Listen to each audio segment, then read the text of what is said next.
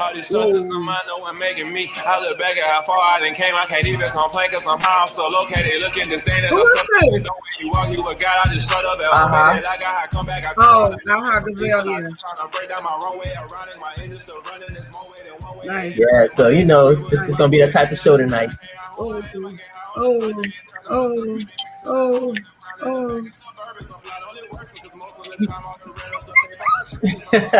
We in that kind of mood. Let me put my phone on do not disturb or vibrate so I don't interrupt the show. I don't want to get Ike Turner. No, you don't. You don't want that smoke. I don't. What's up, V? What's going on, Keena? Man, everything good. Everything good stuff. Okay. Yeah, I'm trying to make sure my hair is not sticking up on this live, like I told you. Let me look crazy going out in the public. I'm looking mega crazy. Like my hair needs to get done. I need to set myself an appointment and all that good stuff. But it's good to be alive. What? I'll say that. Don't we thank God for that, for real?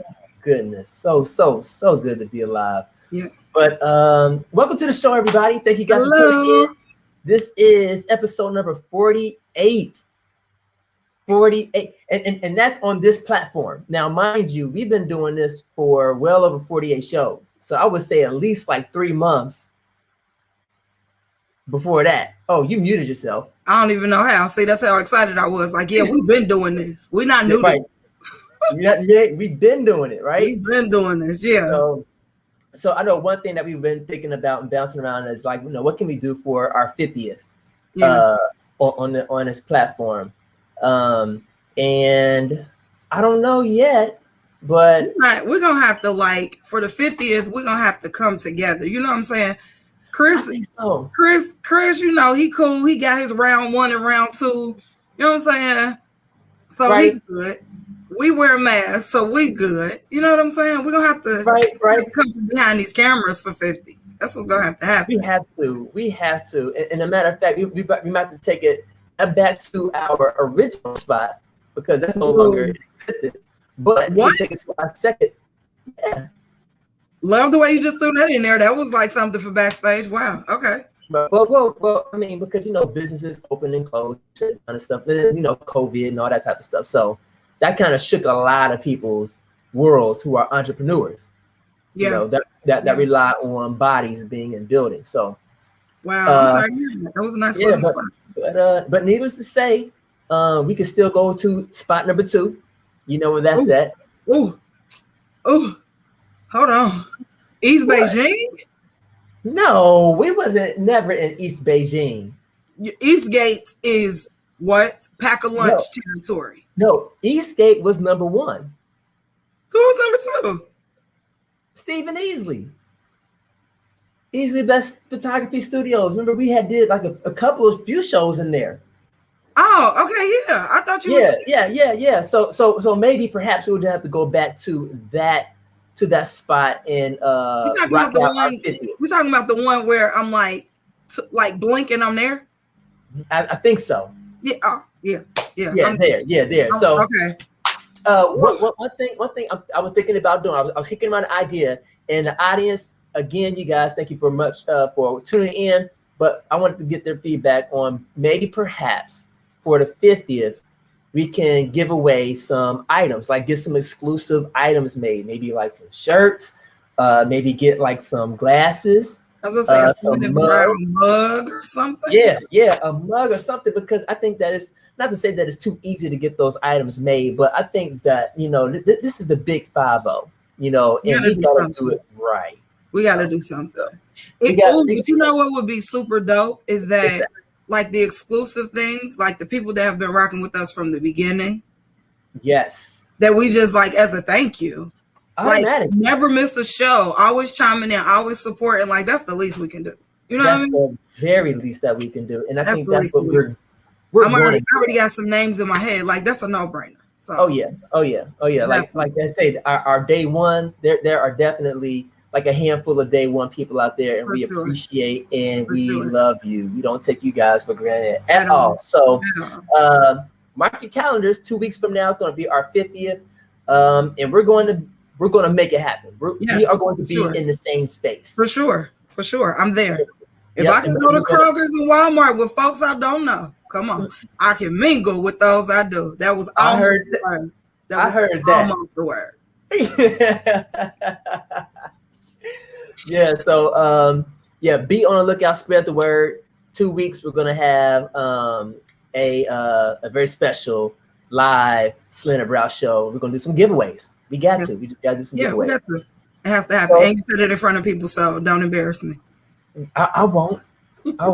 It's gonna be a different chemistry there. I know that for sure, but you think so? I think so, because I know we're so used to being like it. Gosh, a year and a half coming up. Well, not a year and a half. Almost. It's coming up on a year and a half that we have not done a show in the same room. Yeah. And I know that the chemistry is different. It is what it is. I think it's gonna be like riding a bike. Like, we back. Yeah. I think meaning in a positive way. I think that it's just going to be elevated. The experience. I'm with you. I got you. Yes. Okay. Yes. So True. I mean, just imagine the energy that we have now, but it's going to be like times 10. You know. So excited about that. Cool. So what's been good? I know last week we missed out because we had such a great show last week. It flowed so fast. It did. Like, the time was over just too quick. It was so over. It was like so fast that we missed out on being able to share our what's been good. So we said last week we're going to do a double dip. So we're going to double dip. We're going to share a couple of things of what's been good. And of course, ladies first.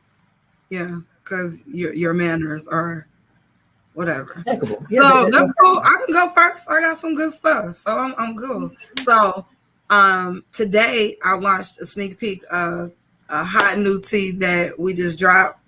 Oh my gosh, I'm so excited about it. And that's in the works. A new way to shop. Swerve and Swerve 2.0 is on the horizon, like so very close. And then new teas, we launched this not too long ago, but we went out and took some pictures and just been doing some, just been gunning in that direction. I'm really excited about what is happening in that direction. Mm-hmm. And then also, it's been so weird. Like you were talking about entrepreneurs and how, the ebb and flow, things like that. And for a little while there, it was just like, I feel like it was just dragging. I'm like, Lord, I know I ain't put all this in and got curriculums and courses and all this stuff and it's just sitting there. I was also presented with the opportunity to be a guest speaker. They were like, hey, we need a life coach to be a part of this. And I'm so excited about that. So it's just a really exciting time. That was my double dip, the apparel, and then also getting to do just what I was made to do is nothing like it. So I'm so excited. I'm very excited. I'm excited for you. And you've been rocking a lot of green lately. Somebody else said that. Somebody else told me that. Is that your favorite color? I've never asked you. It is not. Okay. It is not. I like green though.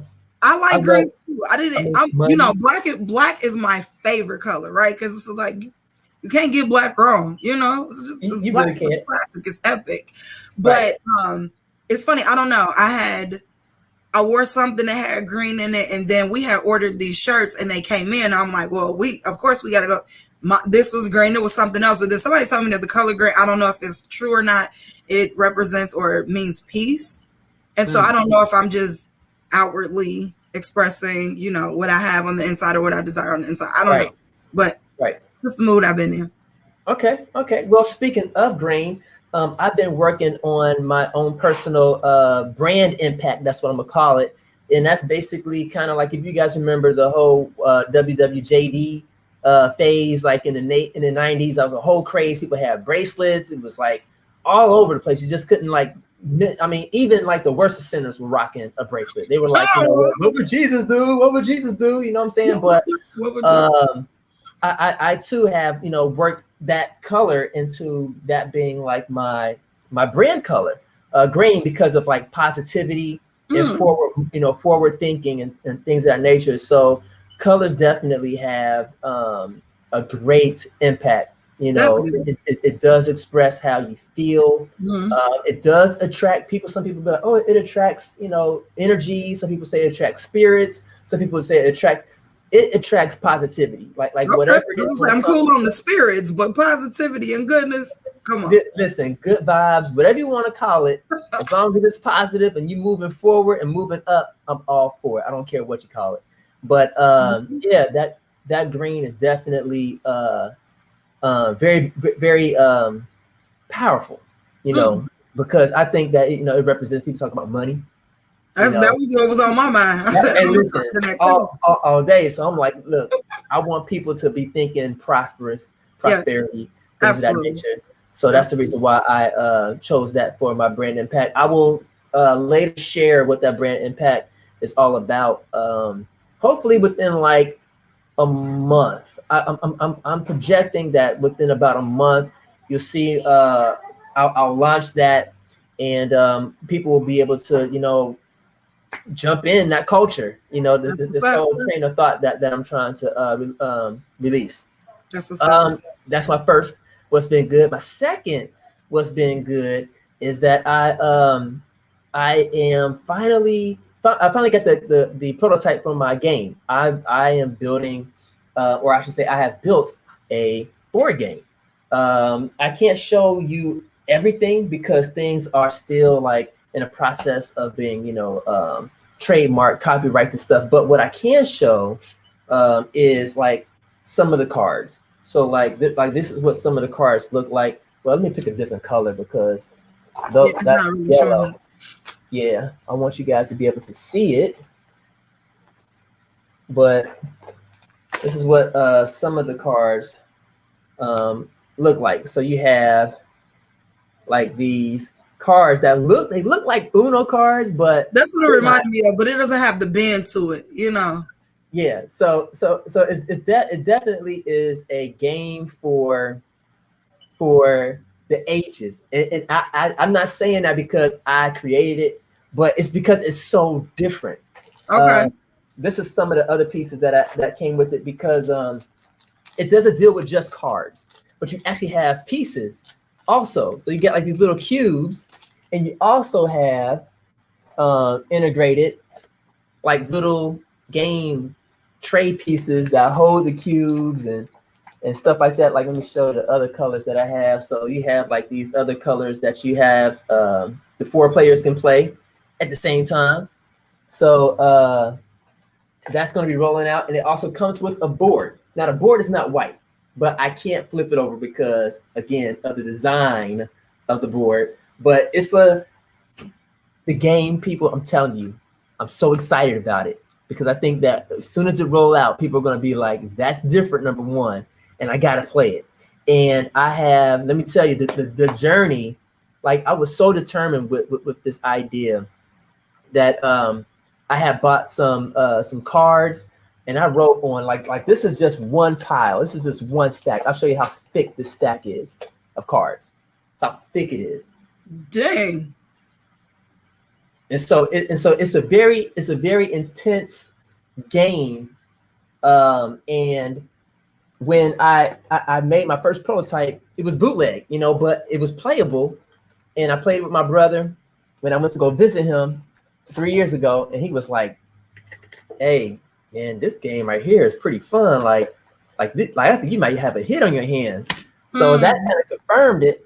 And so what's going to happen in about 2 weeks? I'm going to have some testing done. So I'm going to have some testers. So I reached out to one guy who I know is an avid board gamer. He loves board games. So I reached out to him, and he was like, "Oh yeah, sign me up. Here's my contact information. Book some time for me to be able to get with you.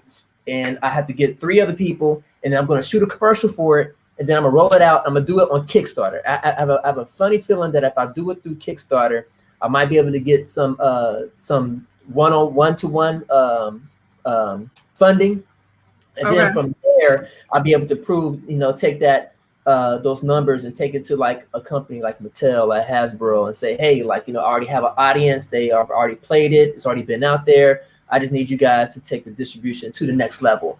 And through both of those ventures, that's going to be residual income. Like, I'm all about that. I'm all about trying to make money.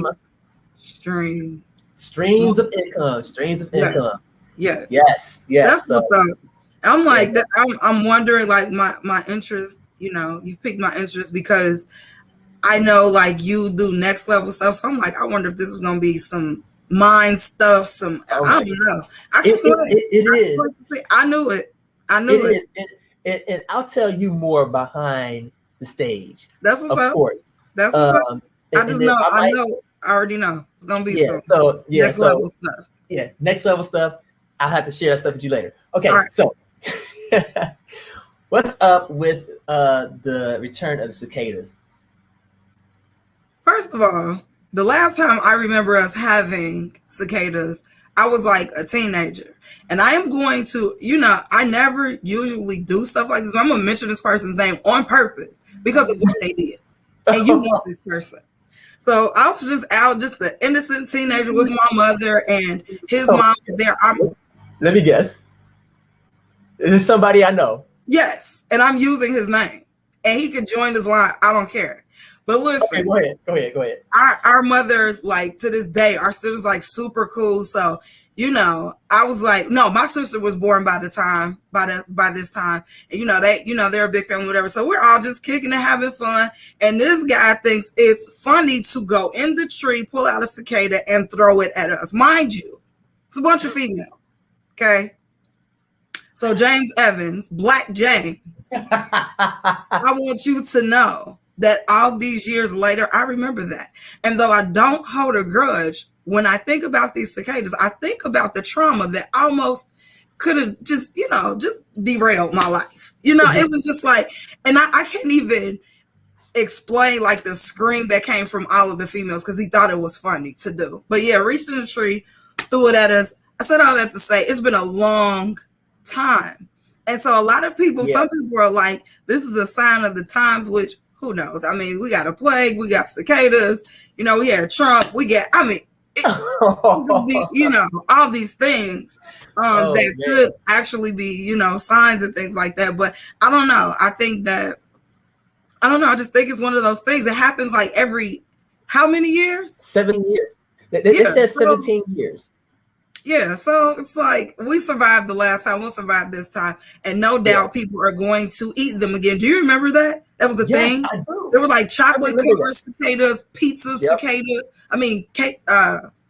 Cicada pizzas. It was just like people were like going nuts. I'm like, yes, yeah. And their defense was this protein. I'm cool. Give me a shake. Yeah, please give me a protein shake, and I'll stick with that. But please. It ain't enough protein in a cicada to put that in my mouth and be like, I'm about to get buff. No, not today. It ain't happening. I was just like, some of the thing. I don't know. People might try to harvest them and pack them up for the apocalypse. I don't know. I don't get it. I don't understand how they're able to survive 17 years though. Like it don't make sense to me. Like they say 17 years that they burrow themselves through the dirt. I was going to say underground. Yeah, like underground though. I mean, but how do you get your nutrients? How do you? From the soil. It makes sense to me from the soil. You go underground, like we cool right now. We laying back, longest hibernation ever. They get it from the soil. It rains, sun, everything. It's self-sustaining. They good. Well, then what we need to do is come up with some type of repellent or some pesticide that we can sprinkle on top, and then that way when it rains, all them acids or whatever goes deep down in the dirt and the soil and just kill them all. Like I just think they look gross and they make a lot of noise. But other than that, it's like, what's the difference between any other bug? Except, well, they have swarms sometimes. But I mean, it's a lot of little N words. That is going around making a whole. Time out. This is serious because you don't believe in using that word. You don't even reference that word. You just the struggle is real. It's okay. It's all right. Yeah, you're right. But this is actually the second time that we've been through this. Yeah. Because I remember the first time that I went through it, I was in the 3rd grade, and seriously? Yes. Yeah. Wait. Yes. Hold on. We are up there, huh? We up there. 17. Okay, mind you, here it is. I do quick math real quick. 17 years ago, we were like in our kind of close to coming out of our teens. We were young adults. Take away another 17 years ago, we was like 6, 7, 8. Yeah. So the math is there. The math is there. So I remember being in the 3rd grade, and we were going to the Crohn's Conservatory to go see like some plants and stuff like that. But it was like cicadas out, and this was on a field trip. So they had a whole bunch of 3rd graders getting on this bus outside. You hearing this all this, you know, and it was flying in the air and stuff, and the teacher telling everybody stay in a single file line, don't nobody step out of line. How are we not supposed to do that? I was obedient, but I was trying to go to my happy place until once we had got to our destination. We all got out, and there was a hill, and this kid steps out of line and slides down the hill. He goes rolling down the hill because the cicada landed on his back. He's like, get it off. I will never forget. He slipped and just started rolling down the hill, and we got weak. Over a bug. But them things are ugly. They are, but I just feel like if people are terrified like that, well, it just depends on how bad it is. If it's gonna be like super bad, you can't avoid it. You have to go out. I mean, unless you're gonna start ordering everything in, like when everybody was first quarantined, you gotta go out. It's okay. Because they're around for 6 weeks, right? You said what? I think they're around for 6 weeks. I can't remember. It seemed just like they were here for a long time. So I don't. It was 6 weeks long. And on top of that, man, you're talking about a bunch of birds boo-booing everywhere. They was eating, because remember they was eating them all up all the time. So it was like bird droppings all over the place. So that bothers me more than the cicadas. The cicada, I can swat you and kill you, but all of that nasty. You'll swat a cicada and kill it? Yes. If it's flying towards me, yes. If it's me or you, yes, it's gonna be the cicada.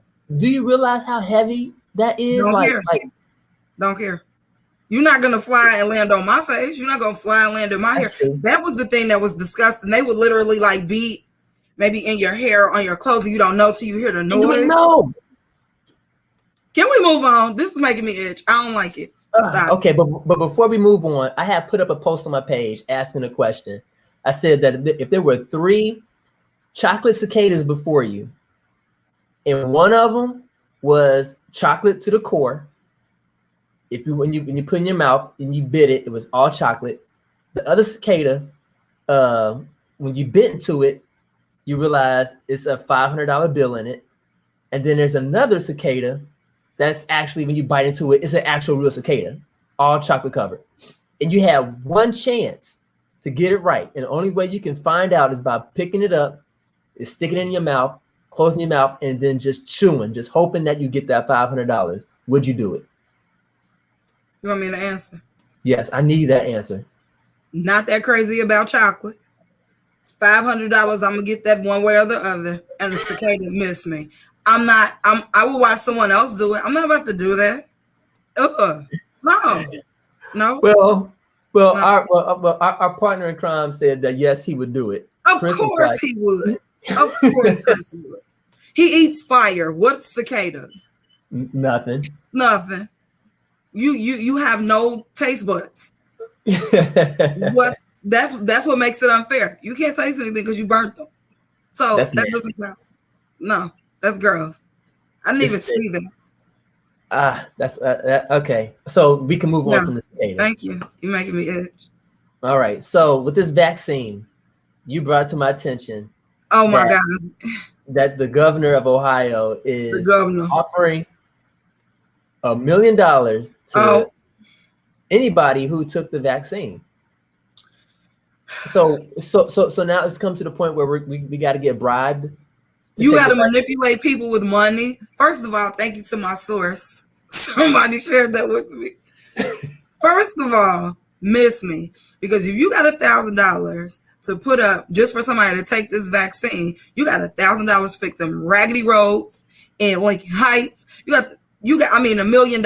Excuse me, $1 million to fix these raggedy roads. You got $1 million to train train these raggedy cops. You got $1 million to fix up these bad neighborhoods. You got $1 million to get some current curriculum in these schools. If you just want to throw $1 million, but you want to throw $1 million at people to get impoverished people, because I'm the people that's going to jump at it. Oh, $1 million.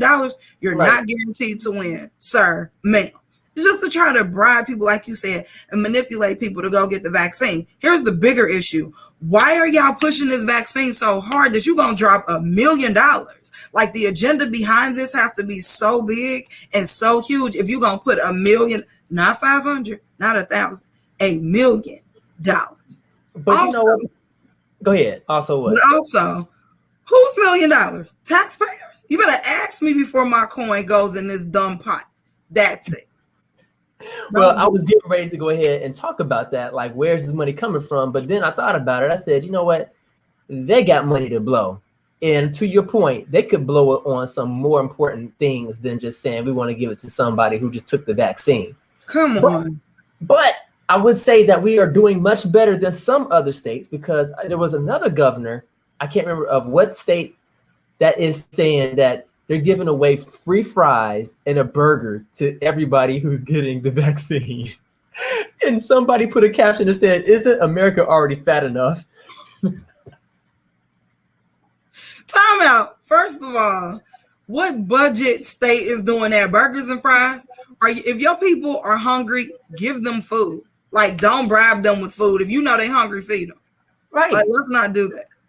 But that's what they're doing.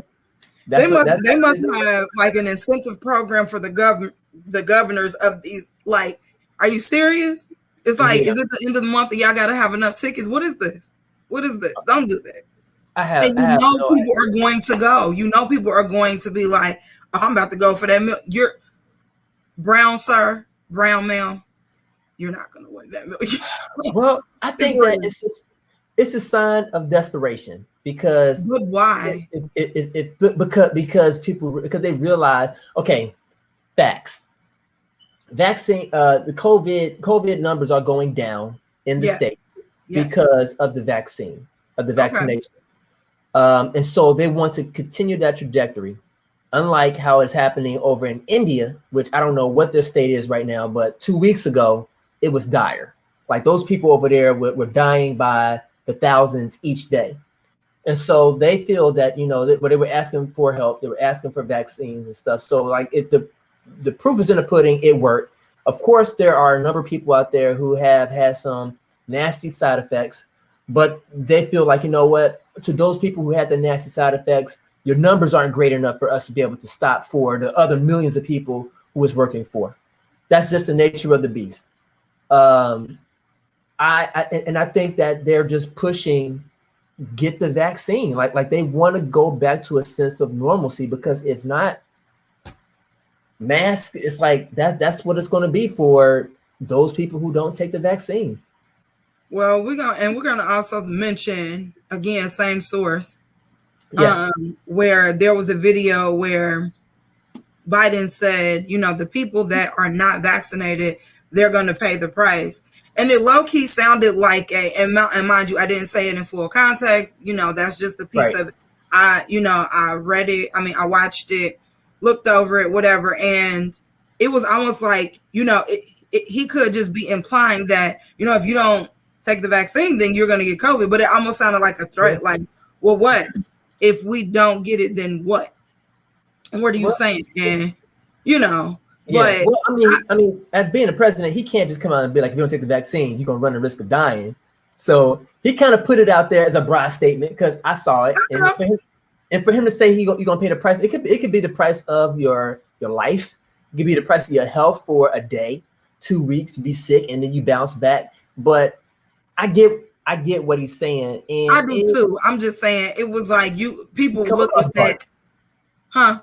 It came across very dark. That's what I'm saying. And people like took it like, oh, that could be a threat, or just like, oh, you're informing me. But to me, I took it like he was just saying, like, I mean, obviously, if you don't take the vaccine, then you stand the chance of, you know, getting COVID. But it was also like, take it or else. And I'm like, Joe, you don't want them problems. Hey, you take that vaccine yet? No, I didn't take it. All right, come holler at me real quick. I'm gonna holler you in this alley. Like, I'm gonna be like, holler at me in my house. How about sit in my car? How about that? in a public space at that. But yeah, I think that that it also kind of like points to what's going to happen here shortly, where they're going to lift some of those restrictions and leave it up to these places to say, hey, it's up to you all. If you all want to continue to have these restrictions on your customers that come in, that's fine. But we're going to allow people to make their decision. And if they walk into your establishment and they don't have their mask on, I can't be looking at this individual and try to be like, where's your mask at? You need to have your mask on. That's gone. You know, well, like unless I'm sorry, go ahead. No, go ahead. I'm sorry. No, I was gonna say that unless the establishment makes it known, like on the door, like, hey, like this place, you need to still wear your mask. But then you get a whole other problem of people who feel like, well, you're violating my rights. Well, go ahead and take your violated dollars elsewhere. I don't need it here, but not your violated dollars. But no, okay, so here's the thing too. Like, okay, so I've been in, I forgot where I was, but I know for sure it was 2 places where first of all, we haven't been lifted off of the restrictions. That's not until June 2nd. I think it is for Ohio, where we don't have to wear a mask anymore if you've been vaccinated. The interesting piece on that is how are you going to tell who's been vaccinated and who hasn't? So then it's like, are you going to carry a card? Are you going to have how are you going to know? People can easily just say like, oh, I've been vaccinated and just be lying through their teeth. So we're coming up on that thing that there's going to be some type of something to show and or prove that, that you've been vaccinated. Fun fact. Well, fun thought.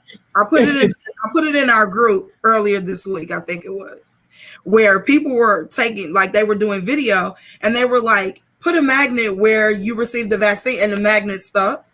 Do you remember? Yes. So I'm like, unless they're going to do something where they like, oh, you were vaccinated, which arm, and like scan or whatever. And I don't know what they would scan potentially, but how are you going to, know who's been vaccinated or not? Yeah. So now is this opening the door for some other type of thing that it's like, oh, and we know that a lot of these things point to Bible prophecy and things like that. We don't know, where it's going to go. I know that I'm definitely, at a place that, I'm not going to just like be passive about somebody telling me what I have to do with my body, which leads me to this point. Same source. This person, I'm going to have to pay this person that just put out this information. Oh yeah. You got plug. I got plugged. But so there's a bill, they're pushing for a bill, I think in North Carolina, for them to get it in place now to kind of like offset the potential of them forcing vaccinations on people. They're like, we're not having it. So we're going to get ahead of this because we see where this could go potentially. And I'm like, I'm for that. Who's going to start that rally in Ohio? Because I don't want to have to move to North Carolina to have to, keep my rights to not be vaccinated. But I've, increasingly I'm hearing more and more people say that, I just went ahead and got it because it just made sense for me, Yeah. So I don't know. We'll see how it goes. If everybody but you, or I, is vaccinated, then that one person seems pretty safe because, everybody else vaccinated. So y'all go. Well, we hoping that it balances out like that. With y'all 2 shots, y'all better go ahead. But then again, that's probably what Biden was alluding to. I guess he's thinking to himself, because he talked to these governors and stuff, so he got like direct 411 as to what states are doing, and if people are telling him like hey, Biden, we're going to open up our states as if like nothing is happening, there's no COVID going on, then I can see him saying in context then, like, you might pay the price because things are going to go back to normal whether you like it or not. And there's going to be a majority of people that you're going to come across that just don't have the mask. They're not going to do 6 feet. Not to say that we was on top of each other anyways, because I don't people was probably like 2 feet in my space. And that was at the height of COVID. They were still, because I remember I told you. No COVID. I'm just saying no COVID at all. Oh yeah, don't be in my space. I don't know you. Don't do that. I mean, unless I probably say the closest you probably be is if you're like sitting down at like a church or like at a movie theater, but for or like you're standing in line somewhere. That's probably the only time you're probably going to break that 3 foot normal, space, breathing space, talking space. Like I'm not talking to you like this, like hey, how's it going, Kina? Don't do that. I don't want to smell what you had for lunch. Back up. It's okay. Right. Mm-hmm. So, yeah. Well, I guess we're gonna see how it all goes. We'll see. Yeah. All right. So we're gonna take this last 25 minutes or so, and we're gonna talk about something that I found out today, which is the whole Ronald Greene murdered by the Louisiana Police. And I'm even further behind. I saw the name, I saw his name, but you have to bring me up to speed with everyone else. Okay, so in 2019, there was a high-speed chase in Louisiana. A black man. Don't know all the details about that chase. Don't know how long it went, where he was going, and etc. But the video cam police footage picks up where the police go to get him out of the car and subdue him. Okay. So let's flash back to when this incident had happened. They wind up taking this Ronald Greene to the hospital, and the doctors were saying, of course, that I think he was either dead. He was dead on arrival. And, but he had cuts, lacerations on his face and on his body, and he was bruised up, banged up pretty bad. And she noticed that there were the taser prongs in his back, which raised the question, like, so what, did the tree tase him? Because the police claim that Ronald Greene was on again high-speed chase, and he wrecked his car, ran into a tree, and that caused him to die. And so the family was like, nah, that doesn't make sense. Something else is going on, something's fishy. So some months later, I think like in 2020 at some point, some audio footage gets released of, I think, I want to say leaked, of one of the police officers that was saying, like, I beat his, blah, blah, blah, blah, blah. I beat that MF, blah, blah, blah, almost to like an inch of his life. You see, he had blood. I mean, blood was coming out of his mouth. And I mean, this guy's literally bragging about what he did. And so that had caused a little uproar, not like, as big as George Floyd, because George Floyd was happening during this time too. So that was overshadowing this.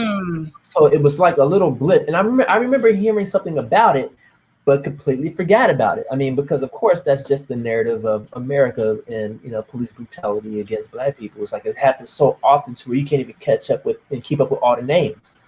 And so today, or yesterday, last night, there was some footage that was leaked of him being murdered by these police officers. And when I tell you, I watched it, and when I tell you that it made George Floyd's situation look like it was like babysitting, that's what it was like. It was like I would rather watch George Floyd before I watch what happened to this guy. Yeah, I mean, because I can stomach quite a bit, but this one kind of hit me in a way where I was like, this is sick. And I'll just say, and based off of what I saw, like they approached the car, the police officers approached the car, and they got the door open. So I'm assuming that this guy, he unlocked his car door. And the police, guns drawn and everything, and they're yelling at him and they're calling him all type of names and stuff, and they're yelling at him, get out the car. They're not allowing him for real to be able to to get out the car for real, because it's like if somebody's reaching in, your natural reaction is to kind of like contract a little bit, like, you know, like, whoa, like you're being a little bit too harsh. And he was telling the police officers, 4 of them, by the way, against this 54-year-old man. 54. Okay, go ahead. And he's telling them, he's like, I'm scared, I'm sorry. And at one point he says, like, yo, like I'm your brother, I'm scared. So the reason why he said I'm your brother, I'm thinking because one of the police officers were black. That was gonna be my next question. What was the go ahead? Yep. So they yanked him out, and then they cut to another, because they said this went on for 46 minutes. So they had cut to another time stamp, and they on top of him, the typical beating them in the head, put your arms behind your back thing, and tasing them and stuff, and you know, just trying to get him to comply to being handcuffed. And I'm thinking to myself, like, again, I'm like, that doesn't make sense to me. Because why would it take 4 people? Like, was he superhuman? Like, no, 4? No. Because he wouldn't put his hands behind his back. I get, and it's like, I can't speak, because it's like I can't speak totally freely about it because I haven't seen the whole video uncut. These are just clips that they had obtained from the bigger incident film. Okay. And so they beat this guy, beat him, tased him, beat him some more, tased him some more, and then finally he was in handcuffs, and they took him and laid him on his stomach, on his chest. So it's like they're saying that, you know, it's already hard to breathe when you're laying on your stomach. So imagine, you know, your arms being, you know, handcuffed behind your back. You've already been wrestled for like a lot. You've been beat in the head based on okay. And so he's laying there on the next to like the front hood of the car, next to the wheel. And so he goes to try to roll over because he got to breathe. State trooper come over and put his foot on his body to push him back down on the ground. And then what made matters worse was that they took some ankle shackles, shackled his ankles. They already have them though. Took and put some ankle shackles on him, and then grabbed the chains and then yanked them across the asphalt. Face on the ground, chest on the ground, hands behind his back, and yanked him across the asphalt. So he couldn't cover his face. He just all rocks, knees, rocks, all that stuff. And then they finally sit him up, and he almost looked lifeless. And then the guy, even the police officer, even said it. He was saying like, man, I beat that, blah blah blah, within an inch of his life, and he was spitting up blood. I hope he ain't got AIDS because I got all this blood on me. And he said, and then he just went limp. Now here's the horrifying part about all of this, is that the family knew it was something wrong. The doctor knew it was something wrong. The coroner knew it was something wrong. The police sat on this video for 2 years. They didn't say nothing until yesterday because it came out. And the only thing that they said was this was not supposed to go public yet because it will compromise the investigation. Compromise the investigation, like that's not going to change anybody's mind. Like it's pretty obvious on film what happened and what you all did. So of course, they have, getting the lawyers and stuff. They had got I forgot what the lawyer's name is. It's not Crump. It's somebody else. But he's on the case, and people are kind of like tired, burnt out, over it, and just like, this is the reason why we've been, saying defund the police, and then some people saying reform the police. But overall, it just sounds like that the police just need to be revamped. That's what I need. That's what I can say, because this would happen to the police officers that were involved in that incident. One of the police officers, the main one who did all the beating and the dragging, what happened with him? Because of the incident, they only suspended him 50 hours with no pay. Back to work. For somebody's life, 50 hours. Back to work. The other three, one of them got fired because of the incident, and he died in a single vehicle accident that day, like hours after he got fired. What? Yes. So they don't. Wow. They didn't disclose how, or what caused the car accident, whether he took his own life or karma. I don't know, but he lost his life. And the other two, they have gotten, I want to say, either suspended or fired lately because they were caught again beating up on other Black people of color. So it's like the problem is deep when you have a system set up to where it's like, if you mess up at this place, you lose your job, you still have your license to go to another neighborhood and police some more. So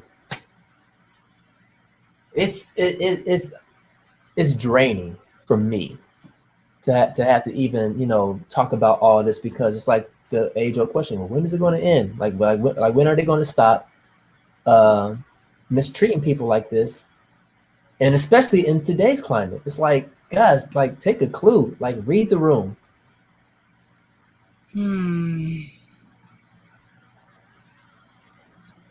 I'm pausing because the first thing that came to my mind was, this shouldn't be normal, right? This shouldn't be the norm. It shouldn't. The other thing that came to my mind is that I understand why people say, we don't want another walk or a rally. We don't want to talk. We don't want to even make peace at this point. It's, I have to do what I need to do to protect myself, because you're not here to do that. I think I'm going to say, like, I'm upset. That's why I'm talking like this. I'm trying to taste my words before. Because I'm so, like, if I were to be completely honest, the first, a certain word came to my mind. Like, I had to pull myself in, like, you laugh, okay, somebody might be offended. But it's so, it's sickening that we have to keep having these types of conversations. It's sickening that somebody will give somebody a slap on the wrist and say somebody's life and your participation is worth 50 hours of no pay. You just gave them a day and some change off. A week and some change off. You didn't do anything, and they didn't learn anything. And I think that they have stronger, consequences for civilians than they do cops. Exactly. And it's like, what makes you any different? If you violated or you're wrong, then, and it's just, man, it's so disgusting. And I remember having a conversation not too long ago, and I even told some family members, Black males, I told them, I said, you were born a threat because just simply because of your existence. This is before you even tap into your potential or anything. Just in your being, your isness, you're a threat against people who see you as an enemy, or they see you as an issue or a problem because they've inherited this toxic mindset, and it's perpetuated all the way up until this point. You're a threat. You don't have a fair chance. Don't think that you do. There's nothing fair about this, right? You got the grace of God. You have to have a heightened awareness, and and and conscious about what you do, where you go, how you do it, and is it fair? No, you should not have to consider all these factors to just go get you something to drink or just walk in the neighborhood or whatever the case has been time after time when we've heard these stories. Yep. And the end result is no matter what they say, no matter what damages they pay out, no matter how many times we hear it out, the end result is that somebody lost their lives. And it's crazy to me that these people that do this aren't thinking, what if it were them? What if it was their family member? You're not thinking, but the thing to me that is so ill and so sick is it's like, I'm so tired of people of color being looked at as if we're less than human. So you want to just drag a human being across the ground. You want to beat somebody because what? Because there's something sick or ill or twisted in you. And we talked about it so many times where it's like, where's the humanity? Where's the compassion? Where's the empathy at the very least? And it just seems to be missing. I don't think, as I said before, defunding the police is the answer. Like I said, I worked in a government building, and I promise y'all, we had old file cabinets, like the old ones, like stub your toe, broke old. So the last thing that they need is not enough money. They need to have, becoming an officer should be more than, some standardized test and a physical test. They need to do some real work and some real digging and some real looking into the minds of these people. Not only that, it should be ongoing. It should be mandatory where you have to check in, and not just when something happens, but just as part of the job. And until they get serious about that, and until they get serious about consequences, and until the right people are in place to say, I'm not going to turn my head at this and I'm not going to give you a slap on the wrist, until those people are in place, these stories are going to continue to happen. It's unfortunate. And the thing is that just like anybody else, at some point you get tired of getting pushed up against the wall. You get tired of being backed into the corner. And so, don't be mad when people are tired and they come out swinging and now they savages and there's something wrong with them. You've bust me in my face over and over for how many years with no justice, no real concern for who I am and where I come from. And you think the further we get along in this, the less you have people that are respectful of authorities. You got people right now that's like, I don't care, whatever, I'll do whatever to the whomever. And honestly, I was in a situation where it was a white security guard and they came over, didn't say anything to me, just went looking through my cart like, where's that DVD you picked up? I said, you got 2 seconds. Barney Fife, you got 2 seconds to back all the way up because that inner Harriet, she about to jump out. Okay. Back up, okay. Don't risk this moment for that $12.50 you getting paid. Okay. Don't do it. You know what I mean? And it wasn't until then that I noticed how much I was bothered and triggered by it. You know what I'm saying? About what's happening. It's like we could be mad all day. I forgot who that was that we had on, and she was like, I don't want to go to your protest. I don't want to talk no more. That's what they're pushing people to. And don't be mad because you get burnt because the stove is hot. You turned it on. You turned it on and you left it on. It's ridiculous. It's ridiculous. Like it's ridiculous. And until it's so disgusting. It's so disgusting. And it wasn't supposed to come out yet because it would tamper with the investigation. How about everybody that was involved and all the leadership that knew, and everybody else that swept it up, go home permanently and never police again. And let's put your names out there so we know that you're a threat to society. How about that? And make it is that to me is that easy because they moved they moved that quick on with regular civilians like you and I. They moved that fast. Like if it was just stripping it down to human beings treating other human beings, if that was you and I treating somebody else like that and we did that on Friday, by Monday we in the jail. We in jail. What you mean by Monday? What you? Here's the thing. Here's what's sad. People have more care and concern for animals than they do human life. You know what I mean? Don't you run over Rover? Don't Don't you starve Barky, don't you do it. But in human life, we got the nerve to be on opposite sides of what's right and wrong. Yeah. That's how you live. That's how you. It's disgusting. It's disgusting. Yep. I'm tired of these conversations. I really am. Yeah. It's so disgusting. Yep. And then it's like I heard some people mention in comments and posts saying like, well, this is how the KKK stay surviving. This is their new way of what, becoming police. Yeah. As far as like that, like that's where they have moved towards doing. It's like in plain sight. And I ain't gonna say I didn't believe it or I don't believe it, but it's like I definitely do believe that there are people who are racist that are cops. Like it's just no, really. Yeah.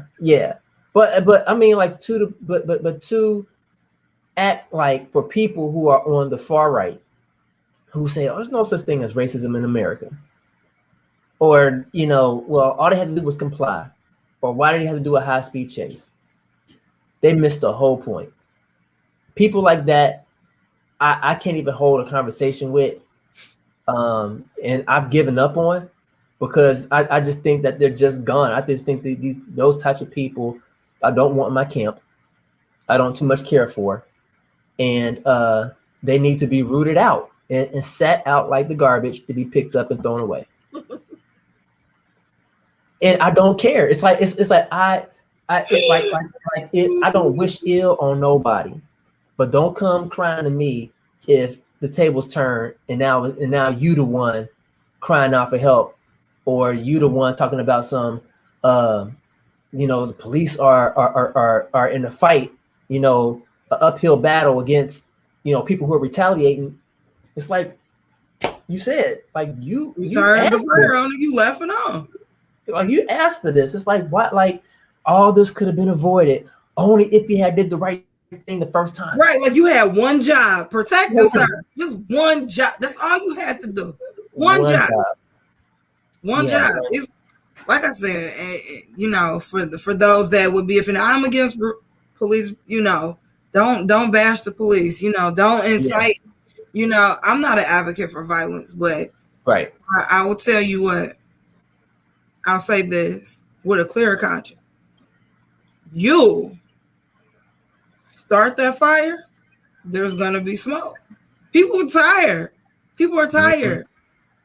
It doesn't make any sense. So don't, and it's a lot of people, like I said, we get on opposite sides where to me, and I think sometimes I'm just so black and white, no pun intended, with the matter. It's just like, it's either right or it's wrong. Like it's, but people want to, like you said, oh, well, he shouldn't have ran, or he shouldn't have this, or he shouldn't have that. We don't know what the situations are, but it was right. Like, time and time again, we look at these things like, was the loss of life necessary?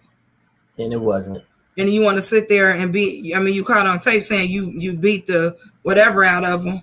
Mm-hmm. Here's the interesting thing. So the person that they actually had audio on is still living. Do you know which of the officers passed? Yes. Yeah. So they made that okay. Mm-hmm. That's beyond me. So I'm hoping, this is what I'm hoping for. I'm hoping that they will have a trial. A speedy trial. Yeah, because we got audio. Yeah, because as you stated, everybody that's involved in that whole department need to be out. Out. Don't even pack nothing up. Just go. Yeah, just out. Just completely gone, because this doesn't make any sense that you lying. No, like you take a life, then you turn around and then lie on police reports. And it's obvious. It's obvious. And then for it to be drug out this long, y'all need to choose a different profession. And on top of that, though, it should bring everything else, every other case, it should be in question.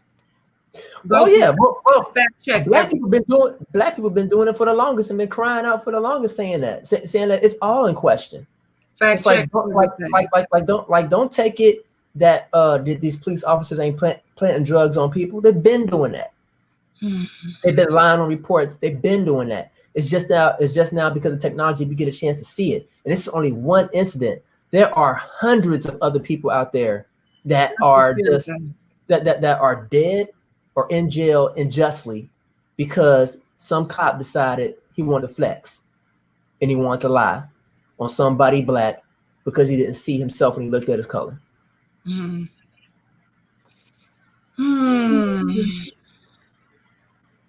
I'm like, I don't know. I'm like America owes black people so much of an apology.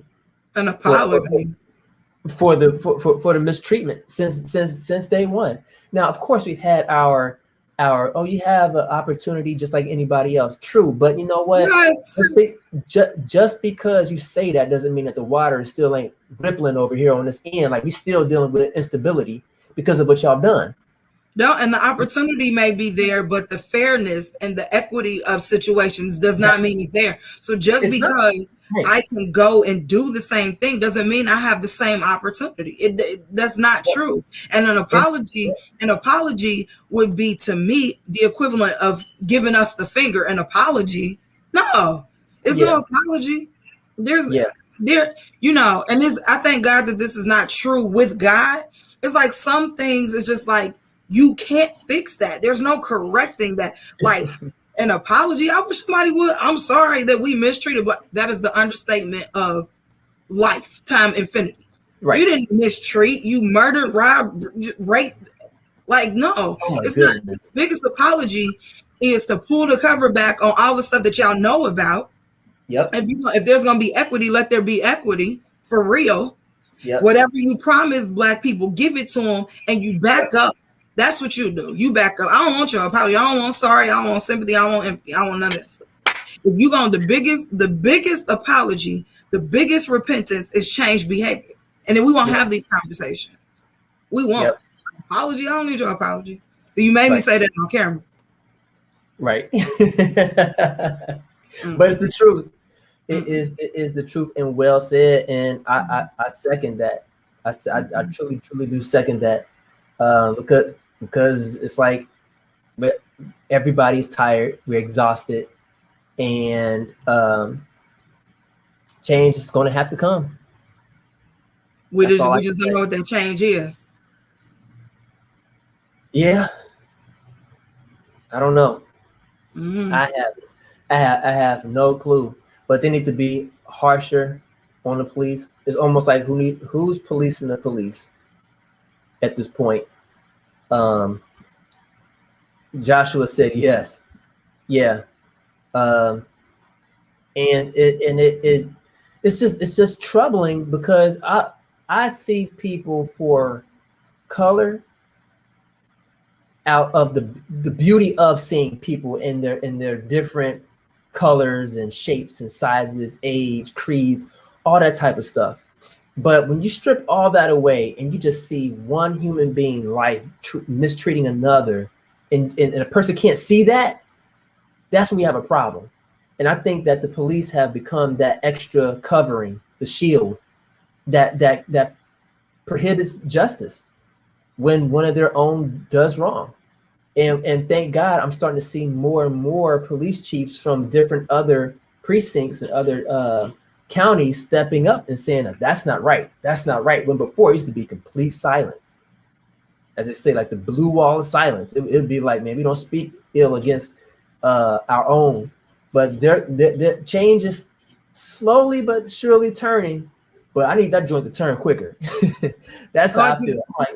I'm like, y'all need to act swift, just how you would act swift against me. If it was me and I did one of your people like that, it wouldn't be a 2-year investigation.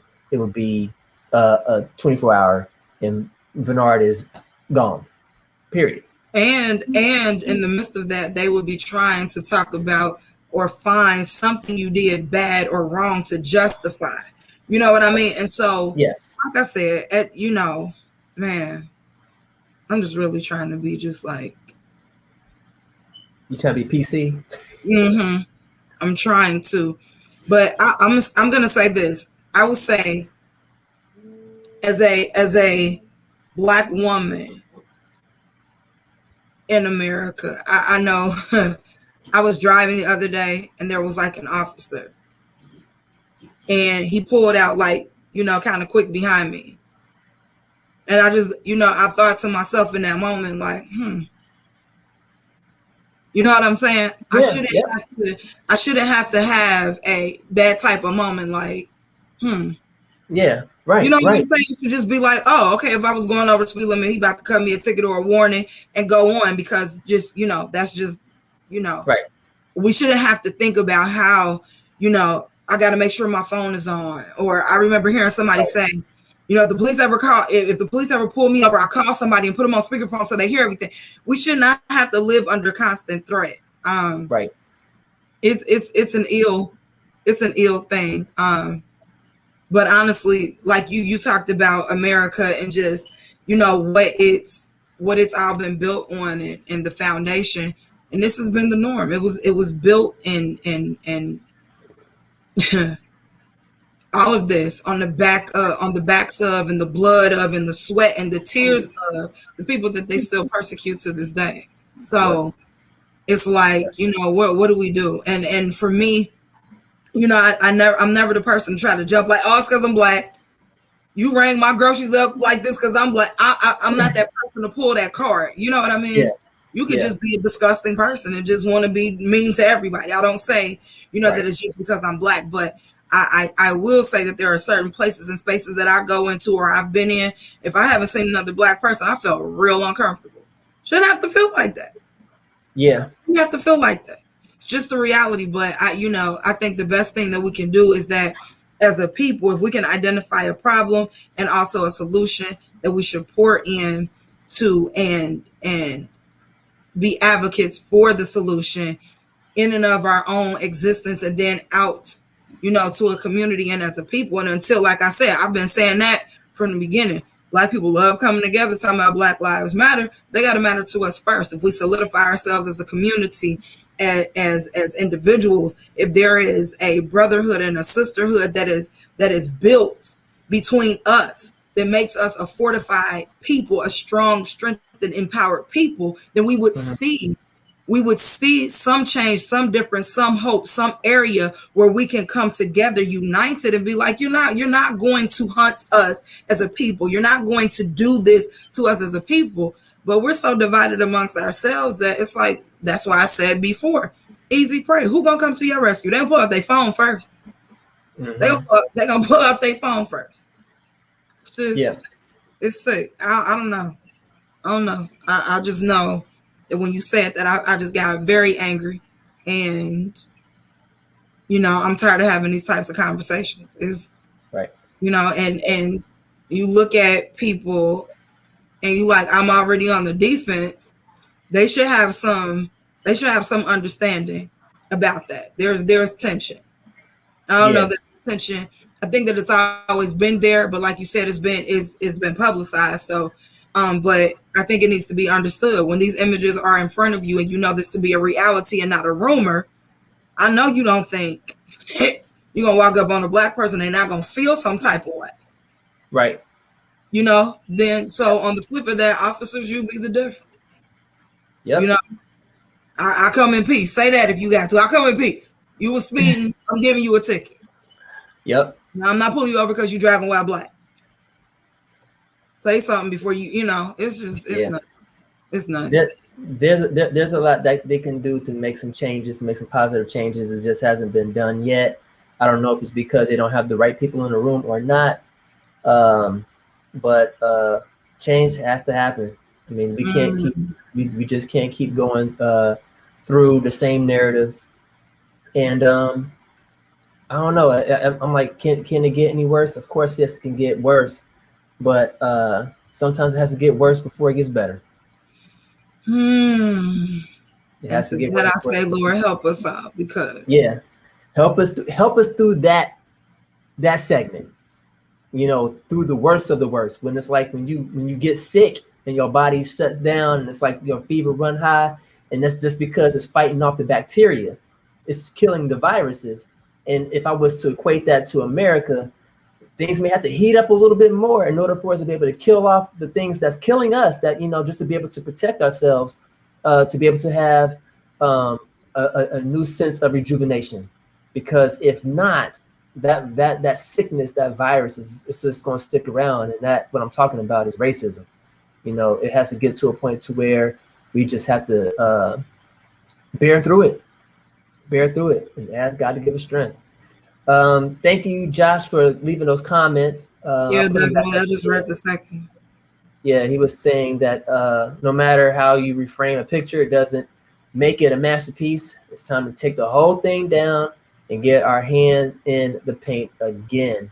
And then he also recommended that people need to go read James Baldwin. I have watched a few of his videos, speeches and talks and debates, and they're all really, really good, great, eye-opening, and especially during a time in which he gave those debates or those speeches and stuff. Amazing, just amazing. But we need that type of dialogue more now than ever. Like, we need to have those type of settings, because those were common back then. You had Malcolm X, you had James Baldwin, you had Martin Luther King. Those types of people would get in front of cameras and debate often, to talk about society and where it was at in that time, to be able to help push their agenda for equality. And I feel that we may be missing that to a degree. And I could be out the loop. But I feel that we need to have like those leaders again, who get up, and not only when there's trouble, but just because we just need to grow up a little bit more, just to get up and say, hey, we need to bring some change, and we need to bring some clarity to the condition, to the human condition, to the American condition. Because it's like, how dare we as America point our finger at other nations and turn our nose up at them and say, oh, look how everybody else business, right? Yeah, but it's like the other nations look at us and it's like, but y'all mistreat your own. Look at how you all are treating your very own people. Hypocrisy. I call hypocrisy. Yeah. So we need to have those dialogues.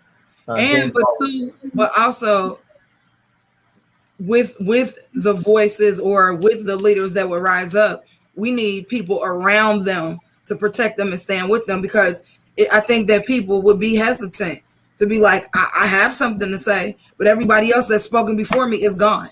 They've been.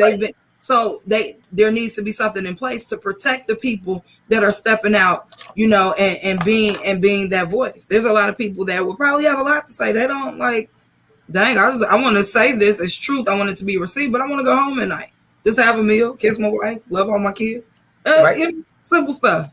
So it's like, we need people that's gonna rally around them. But I think a lot of that has to do with, as a people, we're so distracted. So who's like, I need to take up this cause again? I too may be out of the loop. I might, but I love that I'm seeing the narrative become more of an individual thing, because that's where change happens. We can go and hear someone and be super motivated and empowered, and oh my gosh, and we leave that moment and we go back to our lives, and that empowerment, it begins to fade. But if that becomes our individual narrative and intention and conversation and what we model before others, then that has more of an impact than us going to hear someone else. If we are the someones, and you take versus it being one leader and you have many leaders, then we have the opportunity to have an impact on more people than not. So, like I said, it's more of a community thing. It's more of a people thing. It's a mindset.